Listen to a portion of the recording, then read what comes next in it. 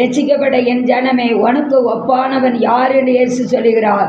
இந்த நாட்களில் ரட்சிக்கப்பட்ட அபிஷேகப்பட்ட நமக்கு எதிராக பொல்லாத பிசாசி ஆனவன் சில மனிதர்கள் மூலமாக அவன் நம்மோடு கூட போராடுவான்.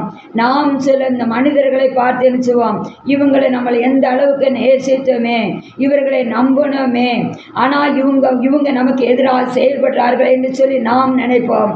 ஆனால் அவங்களுக்கு பின்னாடி இருக்கிறது ஒரு அசுத்தாவி, பொல்லாத பிசாசி ஆனவன் தான் அவங்களை நமக்கு எதிராக திருப்பி நம்மளை சோர்வடை செய்வான், நம்மளை ஜெபிக்க விடாம பண்ணுவான், நம்மளை தேவனுட்டு வழி விலக செய்வான். அவன் தந்திரமானவன், தந்திரமான பூமியில் அவன் செயல்பட்டு கொண்டிருக்கிறான். பிரியமானவர்களே, இந்த வார்த்தைகளை கேட்டுக்கொண்டு இருக்கிற அன்பு சகோதரிகளே, நீங்க விசுவாசம் உள்ளவர்களாக தேவனிடத்தில் நிலைத்திருங்க. அவனை காட்டிலும் நம்மோடு இருக்கிறவர் இயேசு பெரியவர். அவர் உலகத்தை ஜெயித்தவர், உலகத்தின் அதிபதியான சாத்தானை ஜெயித்தவர். நம்மளை வரக்கூடிய பாடுகளை ஜெயிக்க ஆண்டவராக இயேசு கிறிஸ்து உதவி செய்வார். என்னோடு இணைந்து இப்போது நீங்க ஜெபிங்க. பரிசுத்த ஆவியானவரே ஸ்தோத்திரப்பா.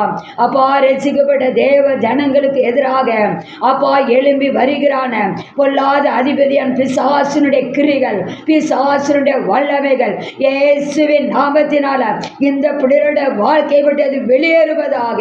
இயேசுவின் நாமத்தினால இந்த அசுத்த ஆவியின் வல்லமைகளை இயேசுவின் நாமத்தில் நாங்கள் கடினப்படுத்துகிறோம். அப்பா ஸ்தோத்திரப்பா. பிசாசுடைய தந்திரங்களை அறிந்து கொள்வதற்கு என் ஆண்டவரே நம்முடைய பிள்ளைகளுக்கு நீர் உதவி செய்வீராக.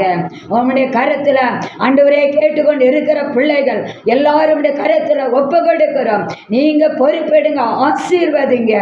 அந்த நிகழ்ச்சி உங்களுக்கு ஆசீர்வாதமாக இருக்குமானால் நீங்க என்னோடு கூட பகிர்ந்து கொள்ளுங்க, எங்களுக்கு தெரியப்படுத்துங்க. கர்த்தருடைய நாமத்துக்கு ஸ்தோத்திரம்.